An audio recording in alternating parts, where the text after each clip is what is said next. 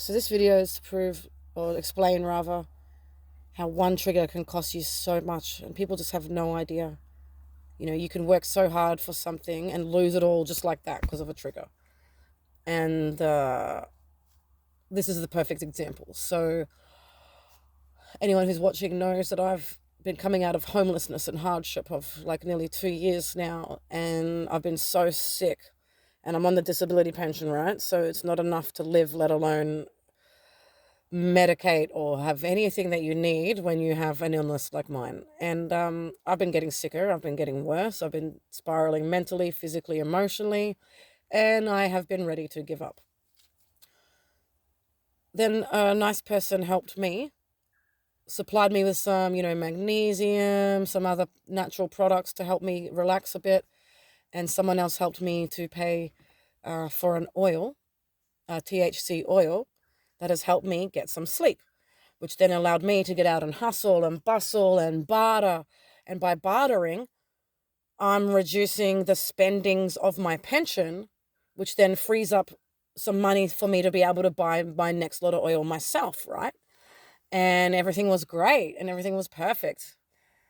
And then I got into an argument with someone who isn't trauma informed, who, and it all started over something so simple.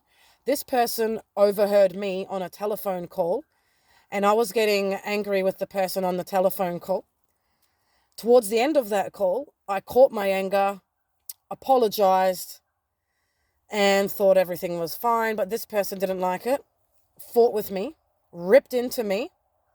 I got triggered while they were ripping into me, and when I tried to speak over them to be like, please, and I started crying because my emotional dysregulation kicked in, this person went, shut up, like right in my face, and I seized, and then they just rolled their eyes and went, oh yeah, using your health as an excuse to blame for everything. And I was like, I can't, and I was like seizing, and they just walked off, and I was left in it.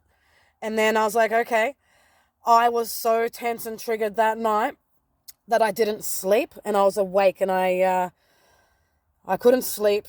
So then that day, after an all-nighter and being all over the show, I've had to go to one of my bartering arrangements, which was at a farm.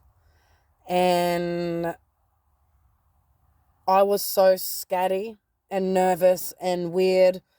And then I got a phone call, which I shouldn't have answered, which was more abuse. And I actually dissociated while I was at the farm, and I just totally walked out in front of a tractor.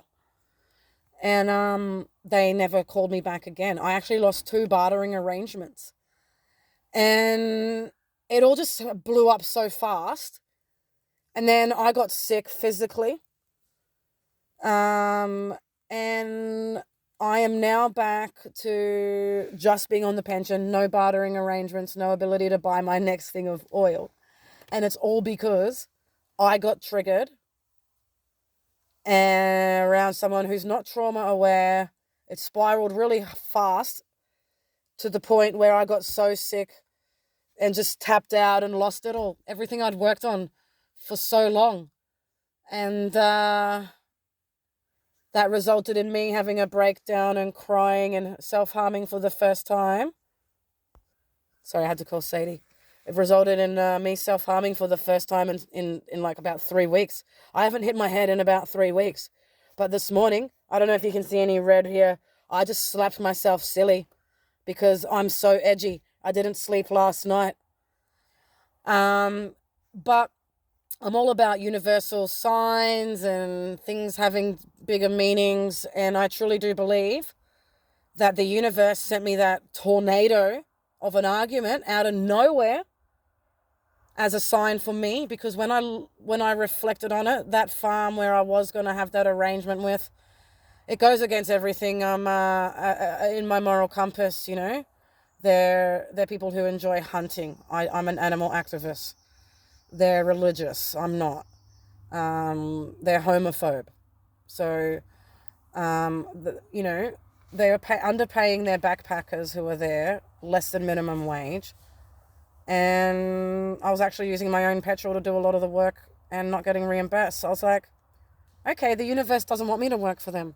Doesn't want me to go out there and be part of what they've got going on and So I feel like it happened for a reason, but I am back at square one.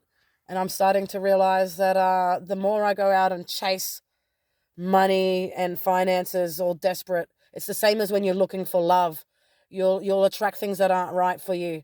So by being that desperate, I've attracted people who aren't right for me, who are just going to fuck me around and rip me off anyway, and who don't like me for who I am if they really knew who I am. So that for me was a sign to just not get involved in that.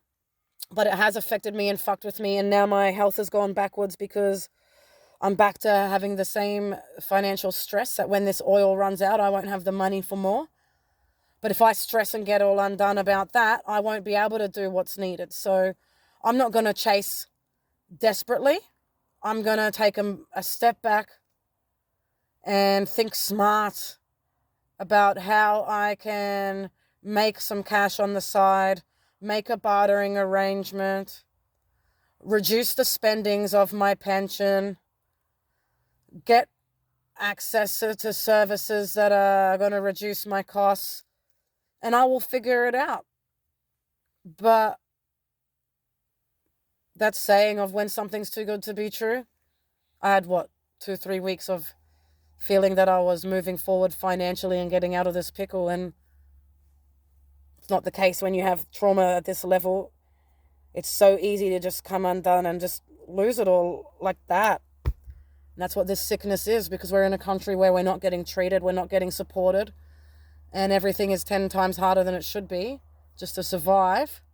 So we'll spend so long working hard, building up to this, that, and the other, to just get triggered once and lose it all. So it's the story of my life. It's the story of anyone's life who has C-PTSD. So anyone can relate that it's like 1 step forward, 3 steps back, and the